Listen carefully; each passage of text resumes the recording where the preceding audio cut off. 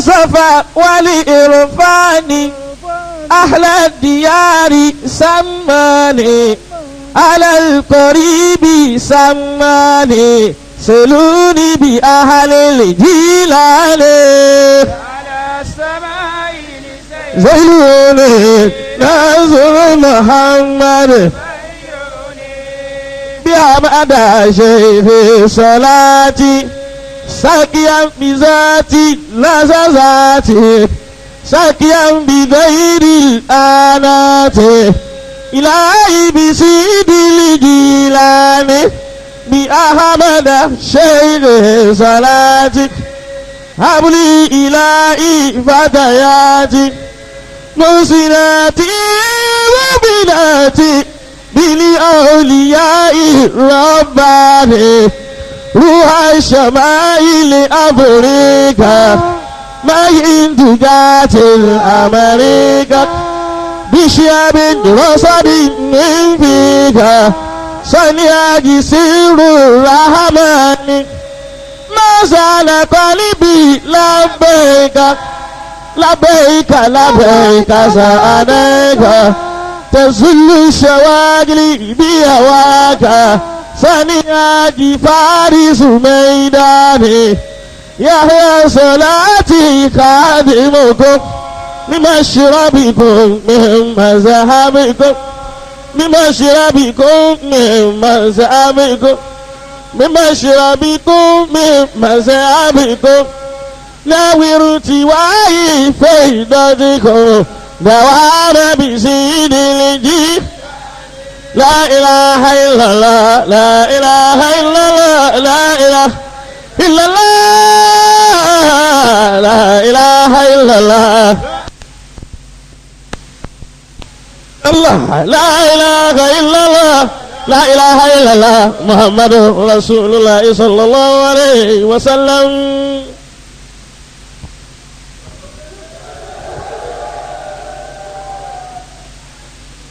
أعوذ بالله من الشيطان الرجيم بسم الله الرحمن الرحيم. أعوذ بالله من الشيطان الرجيم بسم الله الرحمن الرحيم.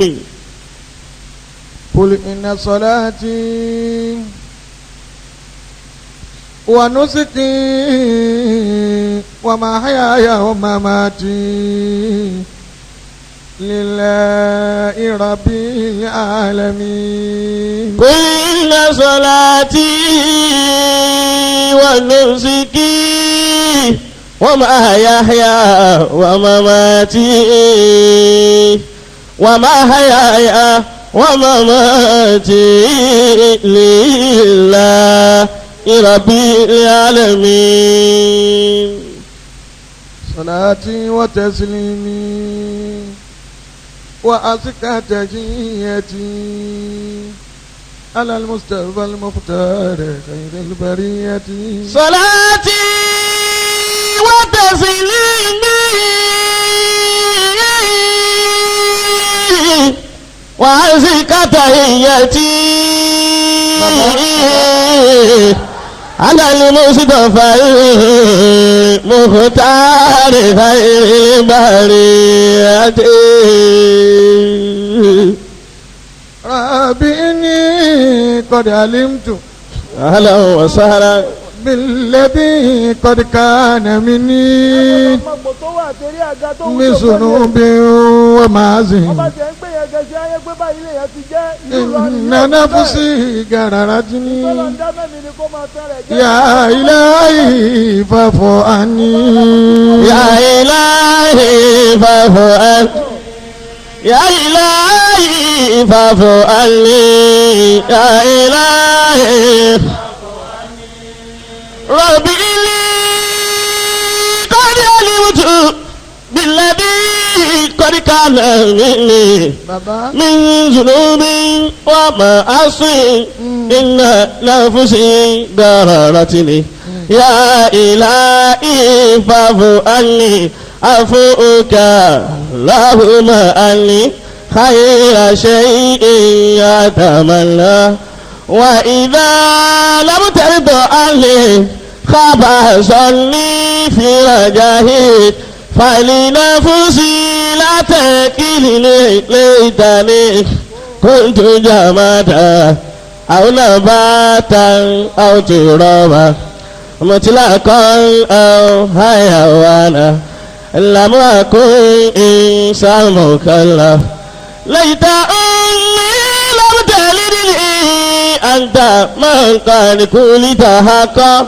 في جميع المذنبين أدعوني لا تدع غيري في خلائق وجلائق في سواد الليل أدعو وأنا رب المجيب أدعوني أبدي تجدني يا إلهي إن عصيت أو قصرت في العبادة ولكن كنت أطعت في بالأمره الله في بالأمره الله هو تصديق بي الله رب غيرك بشهادة فرض علي يا إلهي ọlọ́run ló tóbi. Allahu akbar.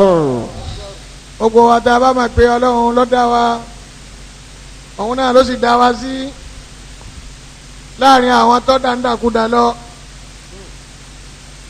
ó ti dá ìmọ̀ye yẹn ń dàkúdà lẹ́yìn gbàtà gbàwẹ̀ tẹ̀yìn.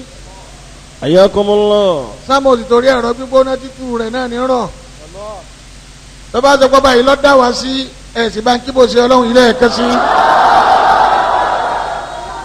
Allahu akbar. ìpè ọlọ́run ọlọ́run ó yà jẹ́njẹ́ tó ọlọ́run mọ́sábà mo bá nàbí wa Muhammad sallallahu alayhi wa sallam. mo kí àwọn àgbàlagbà àwọn bàbá wa aláró Ayakumullah. tí wọ́n jẹ́ bàbá wa khalifa ọlọ́mọsàjárí pé ẹ̀yin náà ní ìfọkànbalẹ̀ wa ń lò lọ́rin báwọn èèyàn kan bá ń sọ ìyájú sí wa lẹ́kọ̀ọ́ àlà láwọn tá a fẹjọ́ yín sùn bá délé.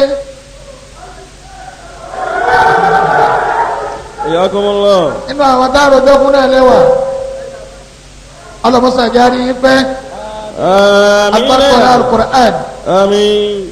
mo kí afa tí wọ́n jókòó ní akọ́tún wa bàbá wa fọwọ́ bùsẹ́rì alalburda. Ayakumullah. bẹ́ẹ̀ bá di askandariya bàbá fẹ́ ma bọ́lọ̀ ti ṣe fún Sheikh Bùsẹ́rì yọ ma pé wà ní àgbà ni Allah. látara nabi wa Muhammad sallallahu alayhi wa sallam. ọlọ́run dẹ̀ yín náà lágbà. Àmín. abarikọ́lá alukur'an. Àmín. mo kí bàbá wa lápá àlàáfíà mi bàbá wa national missioner Allah. alọ́kọ́sàjárí fẹ́ Àmín. ẹ dákun bá wọn ṣàdúrà fáwọn àgbàlagbà ẹ dákun ẹ já ma sàmí. Àmín. mo kí àfa wa ṣẹ́wọ̀n Nàìjíríà.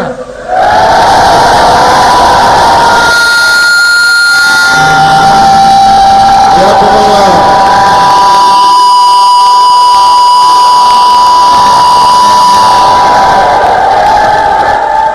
Ayakumullah. akéyí púpọ̀ alọ́mọ́sàjárí pẹ́ Àmín. alibarikọ́lá gbogbo àwọn ẹlẹ́yìí ọlọ́run ara tí lọ́rin fi sọ̀rọ̀ ogun ní gungungun náà nù ní ẹwọ́rú ẹ̀wù tí wọ́n wọ̀ nísìnyí nítorí ẹni tí ọba fara kó bá bu wáyà. La ilaha illallah.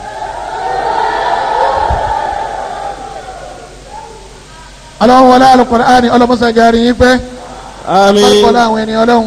Àmín. mo kí afáwa tójú kó tì wọ́n afáwa àrídùnnú ọlọ́run ní sẹ́yìn ní àríbanújẹ́ Àmín. alibarikọ́lá alukur'an. mo kí gbogbo àwọn ahababu sheikh aligẹ́mbẹ́ Ayakumullah. ọlọ́run wọlé àti tóbi ọlọ́run ní kúrú ẹ̀mí yín Àmín. bẹ́ẹ̀ tí nítorí ọlọ́run lẹ́ẹ̀ máa fọ̀dọ́ yín ṣe fún tẹ́yìn náà fẹ́ ọlọ́mọṣà ṣe fún yín Àmín. ẹni ọba sàmì dáadáa làdúrà rẹ ó tètè gbà. Àmín. ẹ jọ̀kọ́ mo kí gbogbo ẹ̀yin sàmárì mo kí yín púpọ̀ ọlọ́run dá yín lágbà àmín.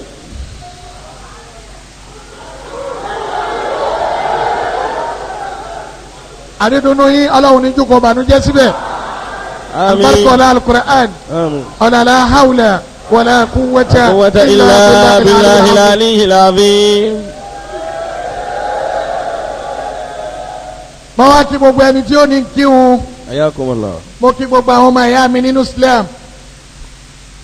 ẹ̀yin tẹ́ ẹni dákúdákú tó dáa lọ́wọ́. ẹ̀yin náà nù ni mo kí yín púpọ̀. àti àfa wa tó kí mi. Ajá Abdulkadiri olóko sultan al-awliya'i. ayakumullah. Sadikin gida. qaddasallahu sirrahu. qaddasallahu sirrahu. ọlọ́wọ́ sálẹ̀kùn àlùbáríkà yín. àmín. ó kí àfa wa Muhammad al-awwal ọlọ́wọ́ sálẹ̀kùn àlùbáríkà. àmín. mo wá kí gbogbo àwọn ọmọ ìyá mi nílé Salati tí wọ́n ti dé yà yín. ọlọ́wọ́ ó bẹ̀rẹ̀ láti rí olóko ńlá títún wá ń jẹ́ èèyàn ńlá. ayakumullah. tọ́lọ̀ ní innahu min Sulaymana. innahu min Sulaymana. Sulaymanu ti wálé àfa Salati. innahu min Sulaymana wa innahu bismillahir rahmanir rahim. pupa náà tọ́da yìí jẹ́lu tí màá ba pupa jẹ́ ọlọ́run fi ṣe rèédé pupa náà. àmín. ẹni ọba sàbí yóò rí bẹ́ẹ̀ fóun náà. àmín ya Allah. naam ètò wọn ni kí n sọ̀rọ̀ lé lónìí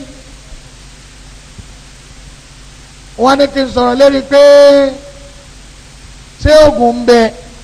ayakumullah. ayadakumullahu binasiri. ẹni ọlọ́run bá ń bẹ lára rẹ̀ kọ́ bá ń kíbọ̀ sí ọlọ́run. ayakumullahu. wọ́n ní sóògùn ń bẹ bàbá wa pé ń bẹ sáà nẹ́bí wa Muhammad ṣe.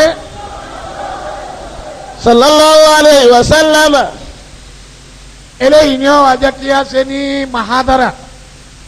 na'am. láì kò sí di ń bẹ tí ó sì ṣírọ́ ń bẹ. bí dalilil kitabi wa sunna. ala anna unaka shay'un yusamma dawa. ayakumullah. الدواء المجربة الذي لا شك فيه وما شك فيه دخل النار الخدماء. ayakumullah. ṣé lóòótọ́ lóògùn bẹ́ẹ̀ sáà nábì sóògùn. sallallahu alayhi wa sallam. sallallahu alayhi wa sallam. èyí ni ọjà kọ́kọ́ lọ bí ayé ọlọ́run. أعوذ بالله من الشيطان الرجيم بسم الله الرحمن الرحيم وننزل من القرآن من القرآن ما هو شفاء ورحمة للمؤمنين. ọlọ́run ní mẹ́nu alukóraní ìta sọ̀kalẹ̀ fún anabi wa Muhammadu. ما هو شفاء. ẹni pé má tọ́lọ̀ ń wí máa jìnsíyà máa alẹ́dí máa káfíà máa tó kó gbogbo nǹkan yẹnyẹn ìbẹ̀nu alukurani tó ṣe pé àwòsàn ni. ما هو شفاء. yóò máa jáwòsàn fún gbogbo tí ń jẹ́ àrùn láyé. ما هو شفاء ورحمة للمؤمنين. yóò sì tún máa jẹ́ ìkẹ́ fún gbogbo mùsùlùmí òdodo ọlọ́ọ̀ni bẹnu alukurani bẹ́ẹ̀. ayakumullah. àyà tó fi hànú nípe mbẹ. tọ́ wọ́n wá bí anabi wa Muhammadu. sallallahu alayhi wa sallam.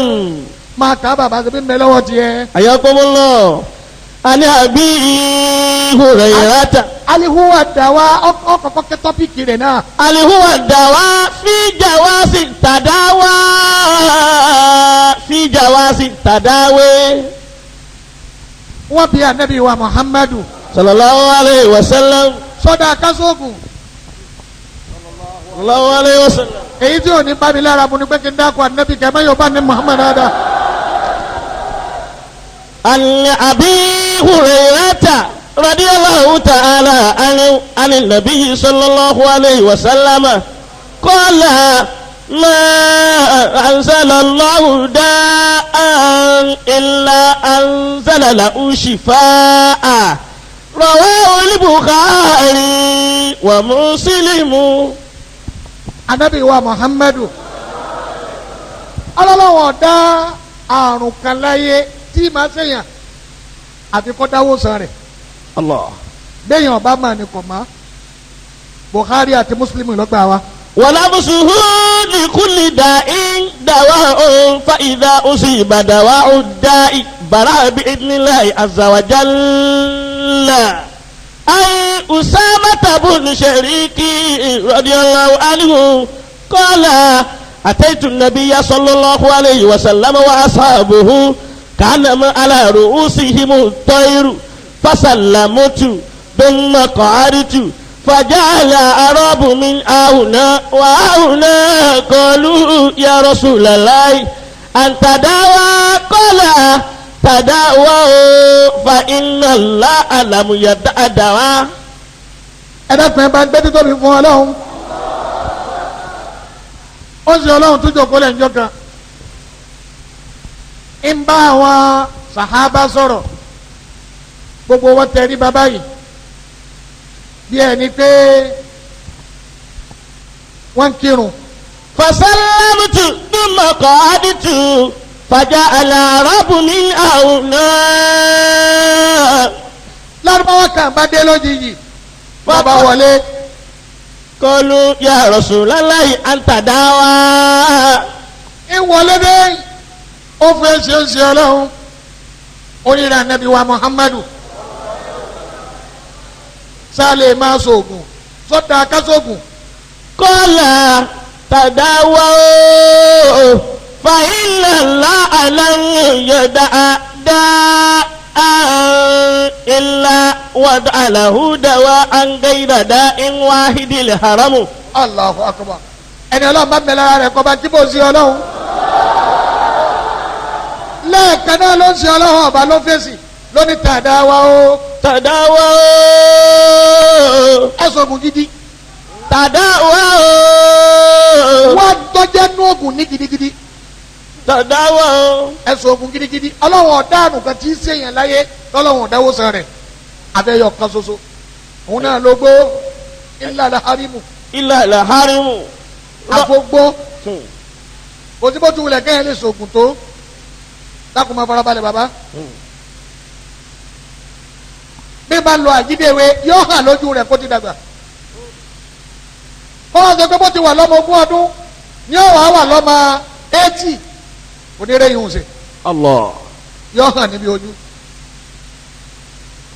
nsọ bàbá. rawahu asahabu sunani bisanadi sọyí wasu ila rasulillah sallallahu alayhi wa sallam kila ya rasulallah ara aita ruqa nastarkiha wadawa an natadawa bihi watuqata nattakiha an taruddu min qadrillahi shay'an. ẹ dákun ẹ bá kí bó ṣe ọlọ́run. gbogbo asahabu sita àwọn ló gba ọ̀rọ̀ yìí wá wọ́n gba àdísì yìí wá wọ́n tún wá ń bi ó ṣe ọlọ́run wọ́n ní sí oògùn ṣíṣe ọ̀dà kádàrá ọlọ́run padà ní tó lè ní kí kádàrá ọlọ́run kọ́ mọ́ ṣe ságbára oògùn débẹ̀. qala hiya min qadarillah. ó ṣe ọlọ́run ní oògùn gan-an nínú kádàrá ọlọ́run ló wà. Allah. ayakumullah. ọlọ́mọdé ayé máa kọ́ pààyàn. nsọ bàbá. الثاني الفصل الثاني في الطب النبوي قال الله تعالى. ń bọ̀ wá báwo bá ti ń sọ tọ́pìkì kọ̀ọ̀kan ó sì máa dó bí ẹni tí ń fọkàn tọ ìtumọ̀ rẹ̀. nígbà tó ń ṣe ọlọ́run wá wí báyìí ọjà àmàpé ká sóògùn kò ṣe é wọ̀ mbẹ́.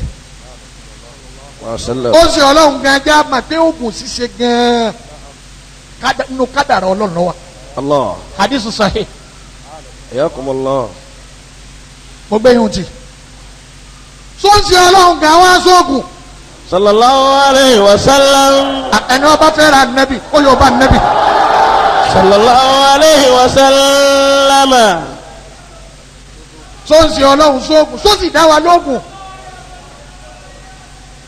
ọ̀yá wa ń sọ bàbá. قال الله تعالى يخرج من بطونها شراب مختلف ألوانه فيه شفاء للناس. ọlọ́ni ń bẹ nínú oyin gbogbo ń tó bá jáde ń bẹ àti nínú ilẹ̀ oríṣiríṣi àwọ̀ nínú ewé ní ń bẹ kó máa jẹ́ òsàn fáwọn tọ́lọ̀ ń dá sí ilẹ̀. ewé òjògo ń bẹ akérèkọrò ń bẹ má fọwọ́ kan máa mi ń bẹ Ayakumullah. káyì ń bẹ Ayakumullah. gúnmi ń jáde ń bẹ Ayakumullah. ẹ̀gbọ́n kan ń bẹ Ayakumullah. ẹ̀gbọ́n ṣùṣù ń bẹ ó sì ní tí wọ́n bí ṣe kí ló kú èyí wọn máa gbọ́n. شفاء للناس. عن ابن عباس رضي الله صلى الله عليه وسلم عن النبي قال الشفاء في ثلاثة في شرطة محجم وفي أو شربة عسل أو كية بنار. ẹ dọ́gbẹ́ bá jí bó ṣe ọlọ́run anábìíní káwọ́ owó sàsọ́dẹ̀ mẹ́ta káwọ́ owó sà síbi tìró ní lílé síbi ojú tó ṣe ọlọ́run ní ìzáká náà ṣe sàbákalẹ̀ kàdára làkàna tìlẹ̀ uyùnù. Allah. tó wà pé kìnìún kan lè gba wájú kádàrá mọ́lọ́n lọ́wọ́ ni ojú yìí ni ọba jẹ́ ń jẹ́ kìnìún fún àwọn ará àti bí. Allah. téèyàn wá létí ìró sójú báyìí anabi dá wa lóògùn rẹ̀ Sallallahu alayhi wa sallam. anabi a sì máa ṣe a máa létí ìró Sallallahu alayhi wa sallam. ó sì ọlọ́run oníwòsàn ń bẹ ń bi kádégò wọn tó dégò wọn sì gbẹrẹ wọn tó bá wá sí i wọn ṣẹ̀ṣẹ̀ wá kìkì nínú àbọ̀ bí ìwo wọn wá fà á anabi dégò ó sì dá gbogbo mùsùlùmí pé bí nǹkan kan máa ń ṣe ara tí ń ròyàn téèyàn ọmọ yẹn jẹ nǹkan kí nǹkan ni kó lè dégò wọn fa ẹ̀jẹ̀ dúdú náà jáde èyí ò fi hàn pé kásóògùn náà ó ṣe ọlọ́run dá wa lẹ́yìn òun náà. àwọn ṣẹ́rìbàtì àṣẹlẹ̀. nínú ogun ṣe ọlọ́run tó dá wa òun lóyin láyé anabi wa Muhammad. nínú ẹnìkan dáwà kí bó ṣe lọ́dọ̀ anabi pé inú run anabi náà lè fún lóyin. Sallallahu alayhi wa sallam. ó lóyin síbi kan inú ọlọ ọtọ wa bá anabi inú yẹ ọlọ àní ẹ lè fún lóyin. Sallallahu alayhi wa sallam. ó tún lọ lẹ́ẹ̀kejì bẹ́ẹ̀ kíní yẹ ọlọ àní ẹ lè fún lóyin. Sallallahu alayhi wa sallam.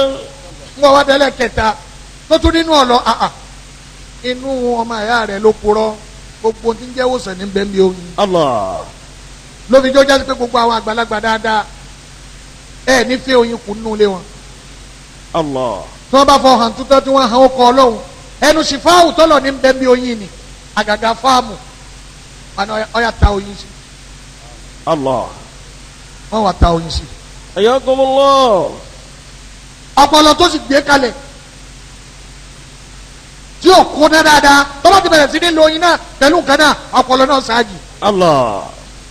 nínú ogun anabi wa Muhammadu. àwọn káyọ̀tì bìnnárì wà á ní ummati anìlíkàyì rawahu al-Bukhari. Bukhari lọ́gbà tí ṣe yóò náà wá ó kún ọlọ́rọ̀ àròrí sọ ìyẹn bẹ́ẹ̀. àtàlítù wàmílíù alihubbu sawda. hapu sauda hubbu sawda. ọ̀dà gẹ́gẹ́ bí ọ̀rọ̀ báyìí ní dúdú ni gbogbo ẹni tó bá lọ Mẹ́kà yóò rí èyí wọn la lè pè ní gbogbo ṣe kí ló ń ṣe ọlọ́run wí mẹ́. عن أبي هريرة رضي الله عنه عن النبي صلى الله عليه وسلم قال في الحبة السوداء شفاء من كل دواء إلا السام. anabi wa muhammadu ó ní bí kíkà bá ń sọ gbogbo ara lè pàtó sàwùdà lè wà kó lò gbogbo àrùn tí bá ṣe ní la bọ́ọ̀ bá ti mí bí píìsì báyìí yóò kí ní àǹkánná kó mẹ́. الله. الرابع ومنه العود الهندي.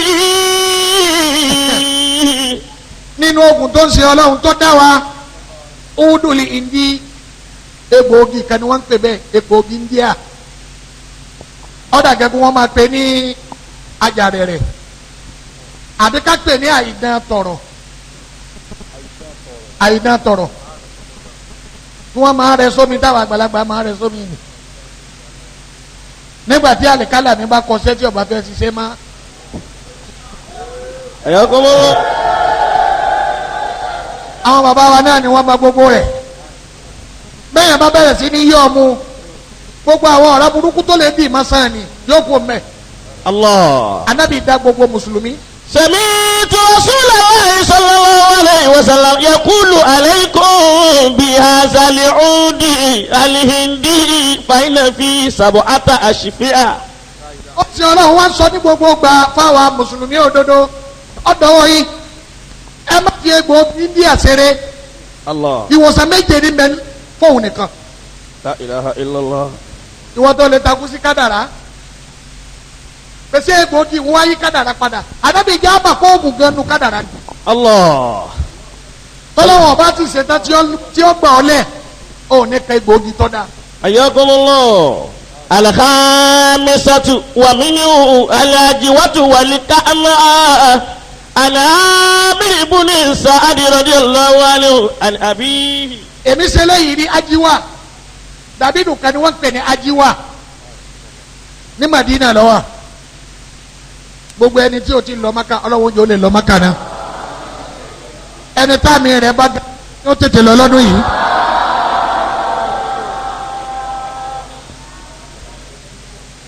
anabi wa Muhammad صلى الله عليه وسلم. bẹ́ẹ̀ yẹn bá lè jẹ́ ajiwa yìí mẹ́ta mẹ́ta lójoojúmọ́ kó jẹ láàárọ̀ kó sì jẹ mẹ́ta òun náà kó jẹ lálẹ́ kó wá jẹ fújọ́ mẹ́ta tí ọdún náà fi. صلى الله عليه وسلم. gbogbo àrùn tó lè da ara rẹ̀ láàmú tí ó gbé ara náà lulẹ̀ Ànábì ní kò sí àfikún. الله. الله أكبر. eléyìí nù ni káwọn ṣe kìyàsí rẹ̀ bẹ́ẹ̀ pẹ̀lú gbogbo àwọn nǹkan yòókù lọ. gbogbo èyí dáwí látàárọ̀ yìí à ń jẹ mọ́sálẹ̀ tẹ́tí ni èyí tó wá jójú rẹ̀ gan-an sànàbí sóògùn عليه وسلم. sànàbí jó nǹkan صلى الله عليه وسلم. ẹni ọba fẹ́ mà tó bá jó nǹkan kọ́ba ní kíbo sí ọlọ́run. الله أكبر. صلى الله عليه وسلم. bẹ́ẹ̀ ni láì sí iye ń bẹ̀ wọ́n jó nǹkan. لا إله. صلى الله عليه وسلم. baba nsọ́mẹ̀. الباني الإبل والباء وأبوالها. عن أنس بن مالك أن أناسا احتجوا في المدينة فأمرهم النبي صلى الله عليه وسلم أن يلحقوا برعاية في الإبل فيشربوا من ألبانها. ibi tí mo wí kọ́ lọ́hùn baba. والله. sáà nàbì ṣé wọ́n jó nǹkan lójú ànábì. صلى الله عليه وسلم. bẹ́ẹ̀ ni wọ́n jó nǹkan nígbà tí wọ́n wà lójú ogun صلى الله عليه وسلم. tí kànàkànà wá bá ànábì Muhammad bí eyín ẹ̀jẹ̀ wá ń dà ẹ̀jẹ̀ yìí ń dà ẹ̀jẹ̀ náà dá gbogbo nǹkan ni wọ́n ṣe ẹ̀jẹ̀ yìí ọ̀dá Sayyidina Aisha radiyallahu ta'ala anhu. ó gbóná púpọ̀ yàtọ̀ sí pé ọmọ hadisi ń wà ní ruwatul hadisi ọwọ́ àmà yálà yẹ ogun. la ilaha illallah. àwa nígbà tẹ ẹ lo gbogbo nǹkan sí tẹ́jẹ́ ọ̀dá yìí ẹ lè wá ẹ ní ọ̀fàfà. la ilaha illallah. bàbá mo fi hàn án lánàá ń bẹ̀. ayakumullah. bá mu.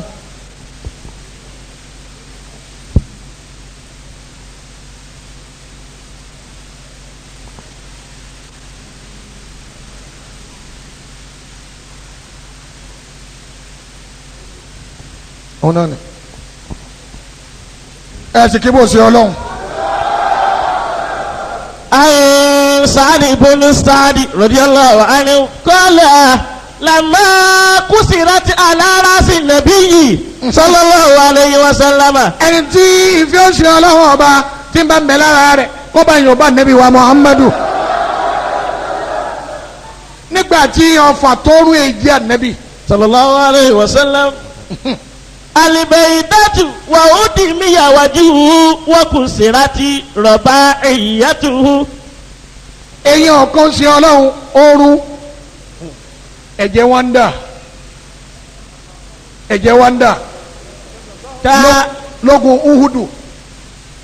كان علي يختلف بالماء في المجال وفاطمة تغسل الدم فلما رأته يزيد على الماء أمدت إلى حصير فحركتها. ń bọ̀ farabalẹ̀.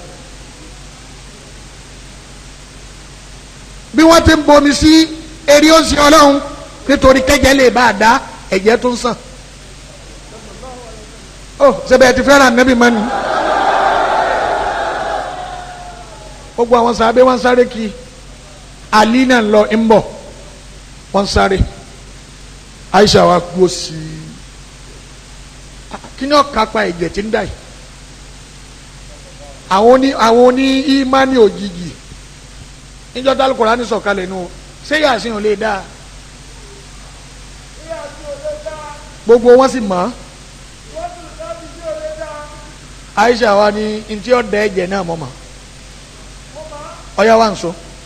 فلما تغسل الدم فلما رأته يزيد على الماء أمدت إلى حصير فحركتها وألصقتها على الجرح فرحق الدم. رواه البخاري والترمذي. Bukhari àti Tirmidhi ló gbà dísì wa. Aisha wa ni ọ̀yà mọ̀ ọ́nà tiẹ̀ ní ọ̀fàfà. àwọn bàbá wa ẹni ìjọ́hun ni wọ́n ń pè ní ẹni ọ̀fọ̀ ẹ̀yẹ ọ̀ma nìsín ẹni òré lẹ mọ̀ ọ̀tọ̀ ní ẹni òré ọ̀tọ̀ ní ẹni ọ̀fàfà. ó sì ní tí wọ́n fi ń ṣe lọ́tọ̀ọ̀tọ̀. Aisha wa ni ẹ bá ń wọ ẹni ọ̀fàfà funfun báyìí ni ní máa ṣe pẹlẹbẹ báyìí. wọ́n bá bẹ̀rẹ̀ sí ní jó wọ́n dáná sí wọ́n jó ẹ sì gbé títóbi fọlọ́ mọ́. nígbà wọn jọ tán tó dẹrú tó di ẹbu Aisha bá mú ẹbu náà lọ́ba kì í sí eyín ànábì báyìí ẹ̀jẹ̀ bá dúró lẹ̀ kádà. Rawahul Bukhari wa Tirmidhi. ẹlòmíì ó fi ìmánì àgbàgbàdodo fi parẹ́ ẹ̀jẹ̀ ń dà lára ìyàwó rẹ̀ wá ní ẹ máa ké Yásìn. ẹ̀ sì máa ń kíbò sí Ọlọ́run dáadáa.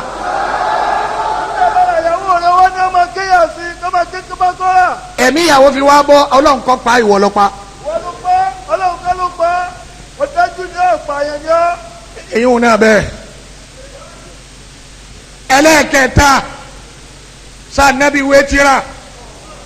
Sallallahu alayhi wa sallam. nítorí àwọn alákìídà wọ́n rò pé àwọn bàbá ńlá wa àbí wọn ò ní mímọ̀ ni ìmọ̀ yìí náà ni wọ́n sì fi jagun ẹ̀sìn àtẹ̀gbọ́gí mo sì já bọ̀ kó sí Ọlọ́run náà ní. Sallallahu alayhi wa sallam. ó ní aṣojú bà gbérí tí ẹ sì kì í wọ̀ lásán àfi gbógun bá dé. àwọn ọlọ́dẹ ni wọ́n máa dáhùn yìí àwọn ọlọ́dẹ ni wọ́n mọ̀ kí okú eyín máa gbọ́ òun. tí wọ́n ṣe kalẹ̀ tó ṣe pẹ̀lú òní láti kò ní yóò lórí. ṣé wọ́n wé tíra lójú ànábì. sallallahu alayhi wa sallam. ṣé ànábì ní kéèyàn wé. sallallahu alayhi wa sallam. hadithu sahihu ni. tíra rẹ̀ ní bàbá ọ̀yá wa kẹ́ fún mi. ruhiya li bayhaqi fi awa. àwa kò gbọdọ̀ tó jẹ́ ruwiya mara wálé bẹ́ẹ̀ àkí. rawali bayhaqi. alifailu huwa li ismul marifuhu wal maskuru kabula ufilu. rawali bayhaqi fi awakhiri dalail nubuwati ana abi dajjana wasmu samaku bun kharsha qala شكوت إلى النبي صلى الله عليه وسلم أني نمت في فراشي فسمعت صريرا كصرير الرحى وقويا كديه النحل ولما كالبرق ورفعت رأسي فإذا أنا بظل أسود يلو يطول في صار داري. ẹni ọlọ́run bá ń bẹ lára rẹ̀ kọ́ bá kí bó ń ṣe ọlọ́run dáadáa. báyìí náà ti ìṣẹ̀lẹ̀ sí ìyàwó rẹ̀ tí wọ́n bá sùn yóò wà lálàrí líìlí líìlí ni wọ́n ń pè ní kànfọ́sù. ọmọ abẹ́ òkúta sábà pé òun ní àwọn arò lára báyìí. ó ní ọrùn lára ẹ̀gún bẹ́ẹ̀ bọ́bá ti wá rí líìlí nì lójú ran yóò wà ní àwọn ẹ̀ta wàrà náà ń jáde látara líìlí nì ń jáde sójú òun yóò tún máa wá gbọ́ àwọn ariwo Allah. táwọn àlejànú wọn máa pariwo yìí bí wọ́n bá ti wá ń pariwo gbogbo tóun pẹ̀lú ìyàwó òun bá ṣe láṣepọ̀ yọ dà lẹ́lẹ̀ Allah. abẹ́ ìyàwó wọn máa wá gbóná bí àrò kíní ìwà pọ̀ lẹ́mìí wọn Allah. lòun wá ké lọ́dọ̀ Ànábì Muhammad. فقال صلى الله عليه وسلم عامر الدراك يا أبا دجان ثم طلب صلى الله عليه وسلم دولة وقرطاسا. o ṣeun àwa dọ́dọ̀ ń ṣe ọlọ́run báyìí ní ìṣẹ̀lẹ̀ bẹ́mi pẹ̀lú ìyàwó mi bàbá ti ní nǹkan pọ̀ bí n bá ti lálàrí lílì àwọn iná máa jáde mbẹ abẹ́ ìyàwó mi ó sì máa gbóná gbogbo táwọn bá ṣe lásìkò yọ dàlẹ́ ni Ànábì ní amiri dàrẹ́kà ya abadajana حياكم الله. ilé abadajana lè tún lé rẹ ṣe alìjẹnu mẹ́mẹ́ حياكم الله. abadajana ni kíni wàá ṣe ya Rasulullah inú wa bí Ànábì صلى الله عليه وسلم. ẹni ọba fẹ́ràn Ànábì kọ́ bá ń yọ bó ń ṣe ọlọ́run. وأمر علي رضي الله تعالى عنه عند أن يكتب بسم الله الرحمن الرحيم baba o ṣeun. هذا كتاب. ń bọ̀ baba.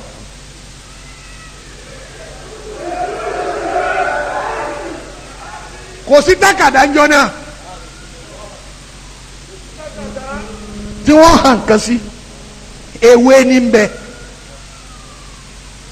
lọ́wọ́ ní ilé àlí lè mú ewé kó sì mú kálámù حياكم الله. àlí wa lè mú ewé ó mú kálámù ọ̀ya máa kọ́ kí ló ń ṣe ọlọ́run wá ní kí wọ́n kọ́ ẹ wá gbọ́. كتب بسم الله الرحمن الرحيم هذا كتاب من محمد رسول رب العالمين إلى من يترك الدار من الأمار والزوار إلا طريقا يترك بخير أما بعد فإن لنا ولكم في الحق ساعة فإن كنت فاسقا فوليا أو فاجرا مقتهما فهذا كتاب الله ينطق علينا وعليكم بالحق إنا كنا نستهزئ ما كنتم تعملون ورسلنا يكتبون ما تمكرون تركبوا صاحبك أبي هذا انطلق إلى أبي الأصنام وإلى من زعم أن مع الله إلها آخر إلا هو كل شيء هالك إلا وجهه làwílì òkìmọ̀ wà ilé ìyòrìjà òrùnà èmi láyé ìṣòro èmi àìsí kọ́ tàfàrúrakọ̀ adà ọ̀láì wàbálàgàtì hujjatu láì wàlá hawla wàlá quwwata illa billahil aliyyil azim. ẹni ọlọ́run bá ń bẹ lára rẹ̀ kọ́ bá kí bó ṣe ọlọ́run dáadáa. lọ́sí ọlọ́run ọ̀yà máa kọ́ ọ́dà kìtàbù mi Muhammad. ọ̀dà kìtàbù mi Muhammad. ọ̀yà máa kọ́ táwọn bàbá wa bá ní káfù he ayin sin kọ́ fọ́sà yẹ kìdí yẹ kàn hùm Allah. antumu naaru wa nanu lima uyi tafayina wa asimamutu unwa alijamutu kumbili kurisi yi wa ma awa. wọ́n gba lọ́dọ̀ anabi ni. sallallahu alayhi wa sallam. anabi wa ni kí àlìyé kọ́ síbi takada síbi ewé. ọwọ́ kọ́ fọ́tẹ̀dì rújú wù wọ́n wá ta ní kókó kò sówù ń jọ́nà lówù tá a fi wé tíra kò sí. Allah. nígbà wọ́n wá hàn sínú ewé wọ́n wá ta ní kókó. Allah. ó sọ lọ́wọ́ ni màá wá bọ̀ lọ ń bọ̀ ló sọ lọ́wọ́ ni kò fi sí. anabi dẹ́ẹ̀kì wàlá fi jawarika wàlá fi mọ́ọ̀dì yakunu fi adal kitabu qala Abu Dajjal. فقلت والله لا أعرفه حتى استأذن رسول الله صلى الله عليه ó وسلم. ti kéwù kọjá abi tí n tu. ó gbà wọ́n ta ní kókó ó sọ lọ́wọ́ ni fún ìyàwó rẹ̀ kó fi sábẹ́ pílò kó wá sùn lérí ẹ̀ ó wá fi sábẹ́ pílò nígbà tí wọ́n sùn làwọn àlìjẹ̀nú bá tún dé ọba tún lálàá bíi ti lálàá wọ́n rò pé báwọn tí kì í kìkùkì tẹ́lẹ̀ ni. kí àwọn àgbẹ̀rù wọn ṣe. bàbá bàbá bí dárí wọn lábí ìjọba níta wọn lábí lórí èkótó bí adájúdà bọ́lá àbúdá dáadáa. nígbà tó wọ́n yá tí wọ́n lé wọ́n ti dé iná bá ṣẹlẹ̀ àgbègbè wọn yẹn wọ́n wá tó dé lọ́kọ̀ ọ̀kan wọ́n ti bọ̀ tó yé àbúdá dáadáa lákùnrin tí làtí tẹ̀lé bí òye lọ́tí láyé dúró. bọ́ọ̀ bá lọ àwọn pàdé kan.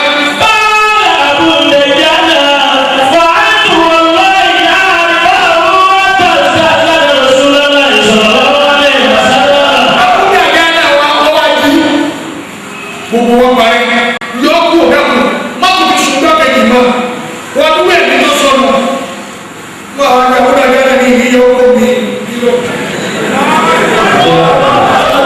inú ọ̀dà ní Muhammad náà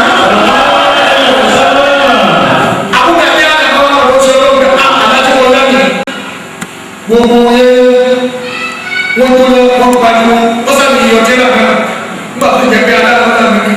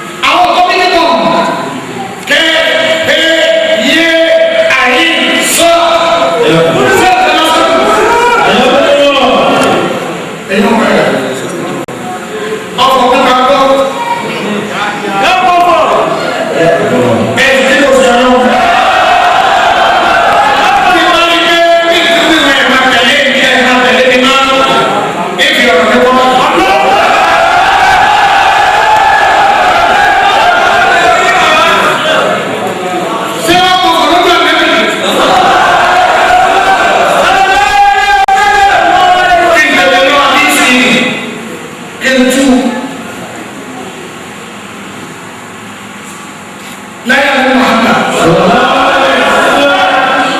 adéke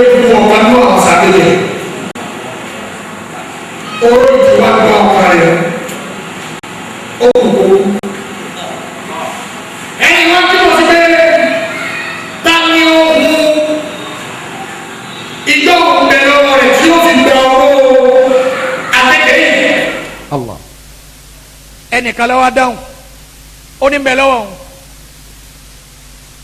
bí má bẹ lọ́wọ́ rẹ ọ̀yà sẹ́ lọ́ba kẹnu síbi tí àkekèé ti sàn ní bá ń pè kínní náà ní bá ń pè oró sì ń jáde fún rẹ̀. Allah. wọ́n ní wọ́n pé kọ́ ọ̀dà èyí tó burú jù téèyàn bá fẹ́ já bèlíbèlí ṣebí wọ́n máa kí ọ̀bẹ bọ̀ ọ́ ni kí wọ́n tó gé e ìwọ́n ń bẹ ń tọ̀ ń èkú yóò ní yanu ni yóò sì pé gbólóhùn ni fúnra ara bèlíbèlí ní òrè bọ́ fún rẹ̀. La ilaha illallah. Adamu ma'rifatika bi shay'in la yuqtada adamu wujudihi. Ayakumullah.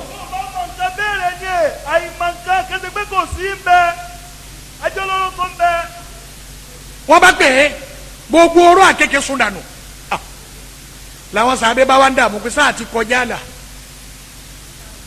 a pe ohun a pe ọ̀fọ̀ a fi pe oró àkekèé jáde. Sallallahu alayhi. ẹja kó lọ́dọ̀ anabi Muhammad. Sallallahu alayhi wa sallam. abawa dọ́dọ̀ anabi. asana tẹkí njọ dáa ká máa pọ̀fọ̀ ká máa fi pe oró nǹkan jáde ẹ̀mí ilé púpọ̀ nínú góòlù tọ́lọ̀ fún yẹn lẹ́mí ọlọ́run sì fẹ́ jẹ́ kẹ́mi náà bọ́m̀bọ̀kúbọ̀ gbogbo tó bá jẹ́ nǹkan aráàmù lọ́lọ́run ọ̀yọ́dá káfí sókun. Allah. wọ́n bá wá gbé lọ́dọ̀ ànábì pé àwọn pọ̀fọ̀ sí nǹkan báyìí sọ́dọ̀ káwọn máa pa ànábì ni ẹ lè gbéwèé gbogbo ọ̀fọ̀ yín wá. La ilaha illallah. Ayakumullah. Sallallahu alayhi wa sallam. àwọn àbábù Shehu Gambari ni wọ́n fẹ́ ra ànábì Muhammad. Sallallahu alayhi wa sallam. Sallallahu. wọ́n bá lè gbé àkáǹtì ọ̀fọ̀ wá ànábì wọn sì lọ́kọ̀ kaba yìí. Sallallahu alayhi wa sallam. ànábì wa wo gbogbo ẹ̀ tán ànábì ni la ba'sa bihi in lam yakun fi ishrikum. Allah. Nunazzilu minal Qur'ani ma huwa shifaa'un wa rahmatun lil mu'minin. ànábì náà wá ọwọ́ fọ́ọ̀mù tiẹ̀ tọ́mọ̀. Sallallahu alayhi wa sallam. ní gbólóhùn ọ̀fọ̀ tiẹ̀ náà. Sallallahu alayhi wa sallam. baba Ayakumullah. ẹ dákun ẹ bá ń kíbò sí ọlọ́run dáadáa. kí n tó lọ mọ̀ kí n tó wá lọ bí ọ̀fọ̀ tànẹ́bì. Sallallahu alayhi wa sallam. ẹ rí i pé àwọn bàbá wa wà níbẹ̀ wọ́n bá jó gbogbo nǹkan tán wọ́n wà ní ẹ dà sínú epo pupa ẹ fi la sànẹ́bì la epo wọn lómi ẹ dà síbi òrí torí bá yọ ẹ fi lò sànẹ́bì lo òrí. Sallallahu alayhi wa sallam. àṣeyìtù wọ́n sànà. àṣeyìtù wọ́n sànà an Zayd ibn Arqama radiyallahu anhu anna nabiyya sallallahu alayhi wa sallam kana yan'atu zayta wal warisa min zatil hanabi. ẹ dákun ẹ bá kí bò sí ọlọ́run. bá a bá sọ̀rọ̀ ọlọ́run bẹ́ẹ̀ nìkan bá wọn fóònù tí n bá gba fóònù á lẹ̀ kí ni ọwọ́ wa mọ́lẹ̀.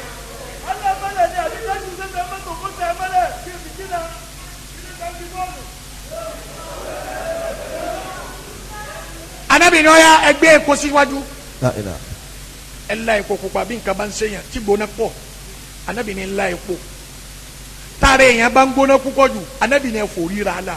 Sallallahu alayhi wa sallam. ẹ yorùbá ni Muhammad ada. Sallallahu alayhi wa sallam. hadisi tó wí nu.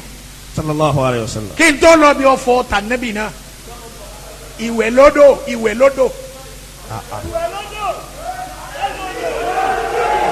Ayakumullah. Bil mu'minina ra'ufur rahim. àdìjákùn. Laqad ja'akum rasulun min anfusikum. baba Azizun alayhi ma anittum. baba Harisun alaykum bil mu'minina ra'ufur rahim. a ma fọ ìntà wàllu. فقل حسبي الله لا إله إلا هو عليه توكلت وهو رب العرش العظيم. ẹ dákun ẹ bá kí bó ṣe ọlọ́run dáadáa. الله أكبر.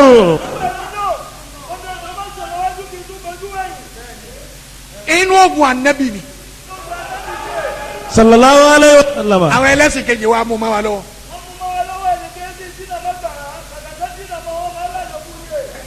anabi wa muhammadu. sallallahu alayhi wa sallam. utuba tiẹ̀ ọ̀kan nínú àwọn utuba ni wọ́n náà tún ṣe hun. sallallahu alayhi wa sallam. anabi ni bí ibà tí máa mú yàn tí sọ ẹni tí ó mú yàgànná. àwọn bàkan bẹ tó bá mú yàn lójijì bẹ́ẹ̀ yàn bá tètè fi nǹkan kó yóò sọ ń tọ̀ wọn ní wèrè. la ilaha illallah. anabi ni oògùn tẹ́ ṣe ẹ mú lọ odò tí ń sàn torí àwọn ẹ̀mí kan mẹ́mẹ́ tẹ́ ẹ lè fojú rí. la ilaha illallah. ẹ wá fi iná ẹ fi bu omi ni ẹ kọjú síbi tí ń sàn lọ. kọ́ wa kọjú síbi tí ń sàn lọ kó máa wá dà sí i la. bẹ́ẹ̀ bá dà sí i lẹ́ẹ̀kínní àlìjẹ̀nu tí ń bẹ nú omi wọn àtàwọn akùdáàmù tẹ́ ẹ lè rí tí ń bẹ mẹ́ wọ́n ṣe àtàràgbà ń bẹ nú àgbàrá ẹ tún bù kejì sí bó ti wulẹ̀ kó ń tọ̀ wọ́n kọ́ máa ya ìhànà tó ara rẹ̀ ó máa balẹ̀ báyìí. Allah. omi nìkan. la ilaha illallah. nígbà tá a bá fi wẹ̀ fúnjọ́ mẹ́ta n ti ṣe kú o la rẹ̀. Allah. hadith sahih. bil mu'minina ra'ufur rahim. ọ̀dọ̀ ọba rẹ̀ sanabi ọjà àṣejẹ. sallallahu alayhi wa sallam. bil mu'minina ra'ufur rahim. bil mu'minina ra'ufur rahim. bil mu'minina baba rahimu baba. bil mu'minina ra'ufur rahim. ẹ sì wí. bil mu'minina bil mu'minina ra'ufur rahim. ó ṣe ọlọ́run ọ̀fẹ́ràn wa púpọ̀ sallallahu alayhi wa sallam. kọ̀fẹ́ jẹ́ àfọ̀jọ́ lọ́jọ́ lọ. sallallahu alayhi wa sallam. ìwù wa ká máa kọ́sọ̀ ń ṣe ọlọ́run bó ti wulẹ̀ kó ń ṣe ọlọ́run tóbi tó. azillatan alal mu'minin.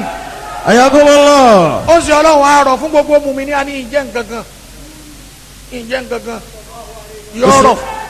uswatun hasanatun. àbábí kẹfẹ́ ní bá ń bọ̀ tó lóhùn jẹ́ nǹkan ànábì ọ̀tàgé alẹ́ egun tó ju tiẹ̀ lọ́mọ lọ́wọ́ mi. uswatun hasanatun. gbogbo àwọn bá. bil mu'minina ra'ufur rahim. ẹni ọlọ́run bá ń bẹ̀rẹ̀ ara rẹ̀ kọ́ bá kí bó ṣe ọlọ́run dáadáa. Allah. bil mu'minina ra'ufur rahim. bil mu'minina ra'ufur rahim. bil mu'minina ra'ufur rahim. ẹ dàgbà má jà fi àyè màkàkà fi para wa wá mi má tààrà tíra rẹ̀ sì mẹ àdìsí rẹ̀ mẹ bọ́tẹ̀ jásí pé wọn àwọn kan sá kọ́lá àdìsí da ìfù ni. amadu ọmọ ambala rahimahullah. imaamu muhaddisina fil madi wal hadir wal mustaqbal òun ni imaamu gbogbo àwọn aládìsí pátá alusunna wọn lasaaju ka tó tu amadu ọmọ ambala lọ. la ilaha illallah. oníkàkà kóhun ó lo kìyàsí àbí kóhun ó lo làákàyè nìkan kóhun ó fi dájọ́ nínú islam òun ó yàyà lo àdìsí dọ̀ ìfù ni. Allah. àdìsí dọ̀ ìfù lòun fi ṣe. ayakumullah. ó fi hàn pé àdìsí dọ̀ ìfù náà ó ṣe fi ṣe hujja. ayakumullah. sallallahu alayhi wa sallam. ẹni ọba wa gbọ́ bẹ́ẹ̀ ó fẹ́ gbọ́ bíi tá nàbì ti jàse jẹ́. sallallahu alayhi wa. bil mu'minina ra'ufur rahim. bil mu'minina ra'ufur rahim. sábàbù nùsùlù rẹ̀ ni pé njọ́ tó yí anabi fi Aisha. radiyallahu ta'ala anhu. Aisha wà lọ́mọge tààrà. tọ́ ọ bá fẹ́ jẹ́ kí òkìkí rẹ̀ má kàn kó sì má gbẹ láyé nǹkan mẹ́ta ni o lè tọ́jú.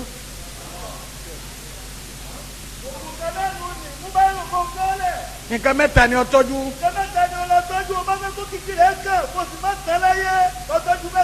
kọ́kọ́ tọ́jú ẹ̀mí rẹ̀ mọ̀ wọn ara rẹ̀.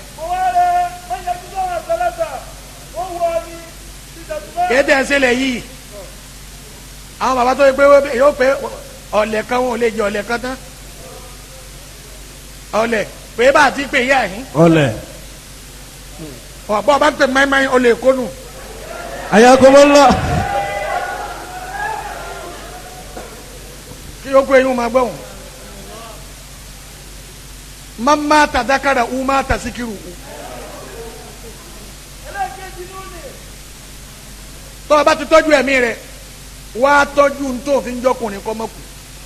ojú tó ní gbọ́kùnrin tó ní gbọ́kànlọ́kọ kó má kú ọgbẹ́gun kó má tẹ̀.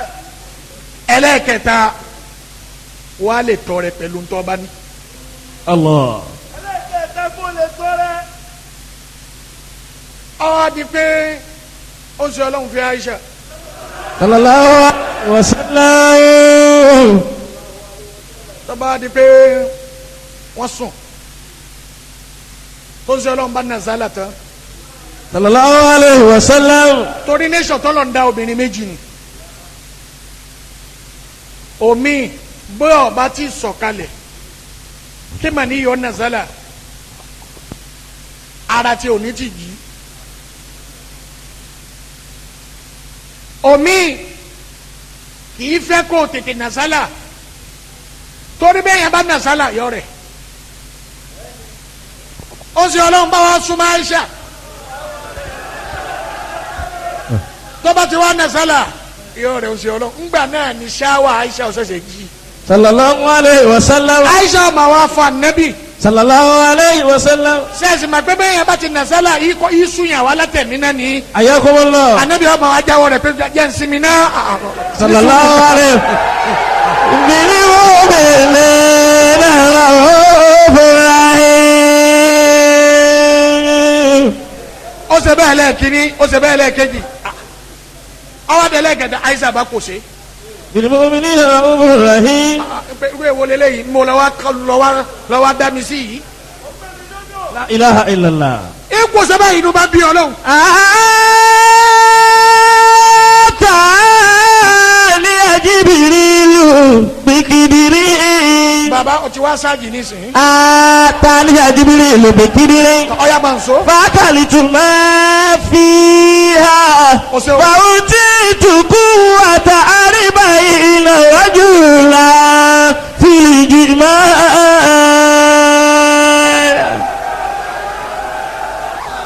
ẹni ọlọ́run bá ń bẹ lára rẹ̀ kọ́ bá ń kí bó sí ọlọ́run. Allah. Atani Jibrilu bikidiri. kò gbọ́dọ̀ ní ata lọ gbọ́dọ̀ jẹ ata ya ati ata ní Jibirilu bìkídìrín. Atani Jibrilu bikidiri. kòkò ní jẹ́ kídìrú ọ̀tọ̀ ní kádàrú ọ̀tọ̀ ní kídìrú ọ̀tọ̀ ní kúdìrú. Ayako. Atani Jibrilu bikidiri. Aisha kò ṣe dé ọlọ́ni Jibirilu kí ló ń wò gbẹ́gẹ́ ní ilé ìhun Sallallahu alaihi. bọ́bá sì dọ́dọ̀ rẹ̀ kókó jẹ. Ayakumullah. ó sì ọlọ́run wá ṣètò tán kò jẹ tán ọwọ́ fẹ́ sọ ọlọ́rọ̀. Fa'utitu quwwata arba'ina rajula fil jima'. lọ́sẹ̀ ọlọ́run bá wọn sọ ọlọ́rọ̀ lóní atani Jibirilu bikidiri. Atani Jibrilu bikidiri. Jibirilu gbé kókó àṣejẹ yìí wá. Fakalitu ma fiha. fáwọn ni asirawuli jawabu nínú wùrúfúlẹ̀ atifi òun ni grade 1 lẹ́yìn fa ni wo lẹ́yìn wo ni awo lẹ́yìn awo summa lẹ́yìn summa bali. Fakalitu ma fiha.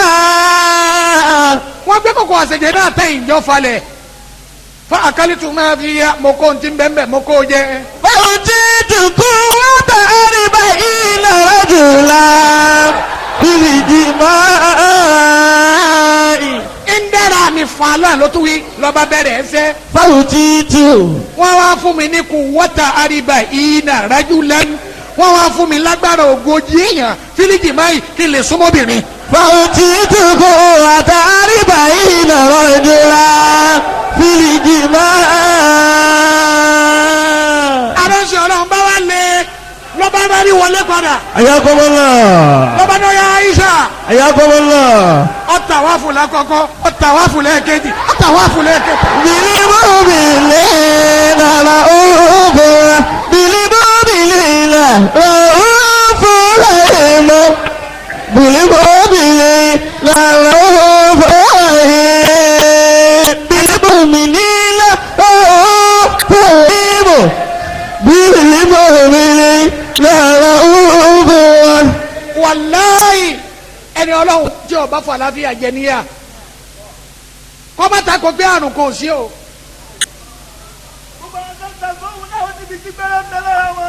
ọ̀dà níjọ́ kan mo bọ́ bá wò